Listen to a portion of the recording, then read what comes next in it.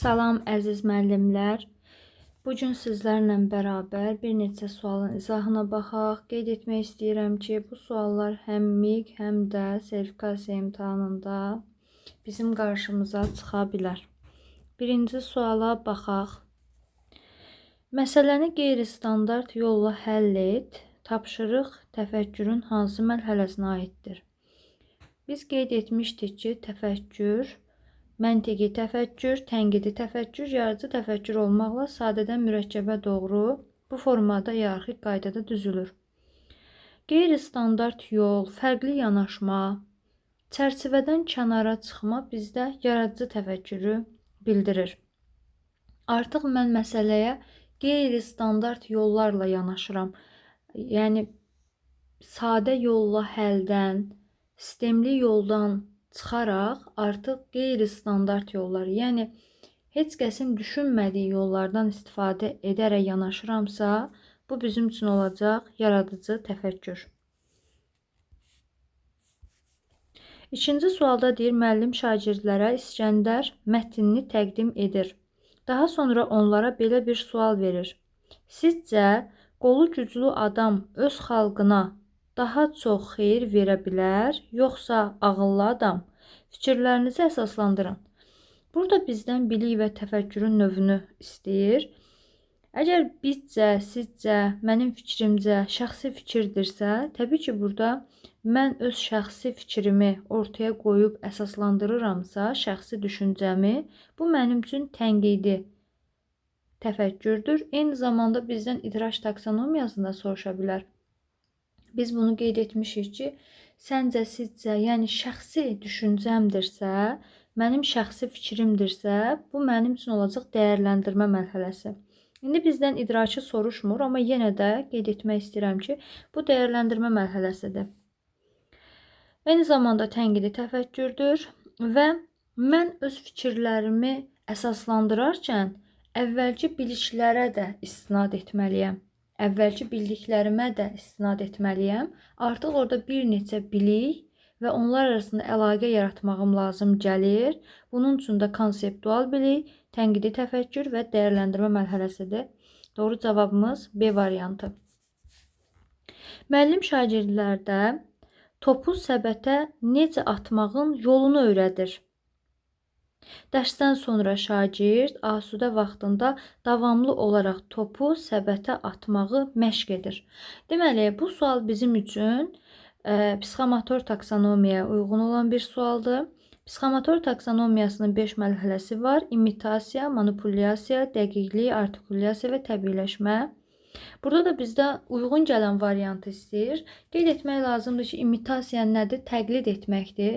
Mən yerinə yetirirəm, şagird yerinə yetirir. Mən yerinə yetirirəm, şagird mənim etdiyim bütün hərəkətləri gözü vasitəsilə görür. Yəni, imitasiyada vizuallıq var, təqlid var, təkrarçılıq var. Manipulyasiya belə deyil. Manipulyasiyada şifahi və yaxud da yazılı təlimat var, müəllimin göstərişi var. Artıq orada belə deyək də vizuallıqdan çıxır, artıq yazılı, şifahi göstərişlər qeyd olunur. Yəni eyni anlayış deyil. Bəzən bizdə müəllimlər bunu qarışdırır. İmitasiya, manipulyasiya bərabərdir deyə düşünür, amma xeyr, imitasiyada görsəllik var, göz var, vizualdır, amma manipulyasiya belə deyil. Manipulyasiya şifahi yazılı təlimatdır. Mən şifahi təlimatı oxuyub, şifahi təlimatı dinləyib və yaxud da yazılı təlimatı oxuyub nələrsə yerinə yetirməliyəm. Eyni zamanda anamın göstərişi, müəllimin göstərişi, dostumun göstərişi ilə nələrsə, hansısa belə deyək, strukturu qura bilərəm. Və yaxud da müəllim, indi iki situasiya deyəcəm burada. Biri belədir.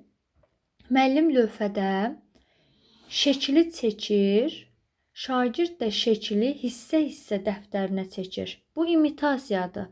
Bir də var ki, müəllim şəkili hazır vəziyyətdə çəkib, lövhədən asır və şagirdlərə bildirir. Bu şəkili dəftərinizə çəkin. Bu artıq bizim üçün manipulyasiyadır. Belə deyək də, hazır şəkil var. Şagird onu çəkirsə, manipulyasiyadır. Hazır şəkil yoxdur. Sadəcə müəllim onu hissə-hissə çəkir, şagird də çəkirsə, bu imitasiyadır.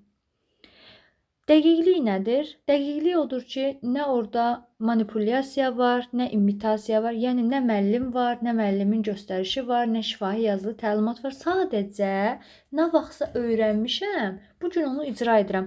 Bu sualımızda da budur da. Müəllim şagirdə topu səbətə necə atmağı öyrədir, yolunu öyrədib. Amma indi müəllim yanında yoxdur. Şagird asudə vaxtında məşq edir. Yəni müəllimin öyrətdiklərin özü məşq edir. Burada açar sözlərimiz tez-tez məşq edir, özü məşq edir, səhvlərini minimuma endirmək üçün məşq edir. Yəni nə vaxtsa öyrənmişəm, istər vizual, istərsə də deməli səs vasitəsilə, göstəriş vasitəsilə fərqi yoxdur. Öyrənmişəm, öyrəndiyimdən istifadə edirəm. Bəli, bu dəqiqlik mərhələsidir. Artikulyasiyada biz artıq yeni bir nələrsə əlavə edirik.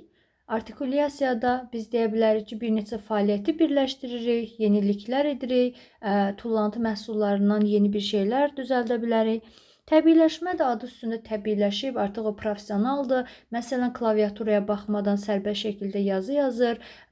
Deməli, qapıya baxmadan, deməli, topu qapıya vurur, səbətə baxmadan topu səbətdən keçirdir. Artıq o təbiiləşib, artıq o professional şəkildə bunu icra edir. Doğru cavabımız D variantı. Müəllim yeni dərs dediyi sinifdə yeni mövzunun mənimsədilməsində şagirdlərə vizual təsvirlərdən, qrafiklərdən, açıq tipli suallardan istifadə imkanı verir. Situasiyaya görə hansı fikir doğrudur? Bax, diqqətli olaq.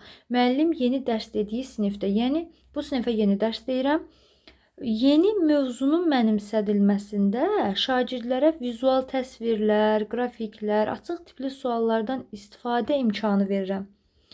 Aha, A variantında deyir müəllimin bu addımı şagirdlərdə qapalı düşüncə tərzini formalaşdıracaq. Xeyr, nə üçün qapalı düşüncə tərzini formalaşdırır? Əksinə, mən şagirdləri burada açıq tipli suallar verirəm. Onların fikirləri mənim üçün önəmlidir. Açıq tipli sual nə idi? Yəni hər kəsin öz fikri var və Plusda mən burada vizual təsvirlər şagirdləri cəlb edə bilərəm. Qrafiklərdən bugün bizim şagirdlərimiz daha çox dinləməkdənsə vizuallığa önəm verir, qrafiklərə önəm verir, qapalı suallardan çox açıq suallara önəm verir. Ona görə də A variantı səhvdir. Müəllim şagirdlərin öyrənmə tərzini müəyyənləşdirmiş olacaq. Aha, müəllim şagirdlər arasında münasibət, subyekt, obyekt prinsipi qurulub. Xeyr, subyekt, obyekt nədir? Subyekt mən mərkəzçilikdir də, yəni müəllim özünü subyekt görür, şagirdlər obyekt kimi görür, amma belə bir hal yoxdur. Axı mən şagirdlərin burada intellektlərini nəzərə alıram, onlara vizual təsvirlər, qrafiklər verirəm. Müəllim dərsi ənənəvi üsulda qurub, tamamilə səhvdir. Müəllim bir neçə pedaqoji prinsipi pozmuşdur. Xeyr, heç bir prinsipi pozmayıb. Burada doğru cavabımız deməli göründüyü kimi B variantıdır. Doğru cavabımız müəllim şagirdlərin öyrənmə tərzini müəyyənləşdirmiş olacaq. Bəli, mən artıq burada yeni sinifə daxil olmuşam. Bir sözlə mən burada diaqnostik qiymətləndirmə apara bilərəmmi? Bəli, sanki biz demişdik ki, qiymətləndirmə mövzusu biz müəllimlər üçün çox önəmli bir mövzudur. Qiymətləndirmə summativdən başqa digər qiymətləndirmə növündə kəmiyyətlə yazılan qiyməti biz unuduruq summativdən başqa. Yəni 5-dir, 4-dür, 3-dür, 2-dir. Biz bunları summativdən başqa digər qiymətləndirmədə biz bunları unuduruq. Və qiymətləndirmə deyəndə ağlımıza təkcə qiymət gəlməməlidir. Və bu situasiya bizə birbaşa deyə bilər ki, biz şagirdlərimizi tanıyırıq. Biz şagirdlərimizi tanımağa cəhd edirik. Və burada da müəllim şagirdlərin öyrənmə tərzini, yəni vakosunu müəyyənləşdirəcək. Vizualdırmı, audialdırmı, kinestetikdirmi, oxuyub yazaraqmı öyrənir? Və ona görə də doğru cavabımız B variantı olmuş olacaq. Əziz müəllimlər, Deməli, sertifikasiya imtahanına çox az vaxt qalıb, təqribən 2 ay müddətində biz ənənəvi olaraq, daimi olaraq həftə içində sınaqlar, testlər, kvizlər, dərs izahları ilə qarşınızda olarıq inşallah və siz də dərslərə qoşulmaq üçün müraciət edə bilərsiniz. Sağ olun, salamat olun.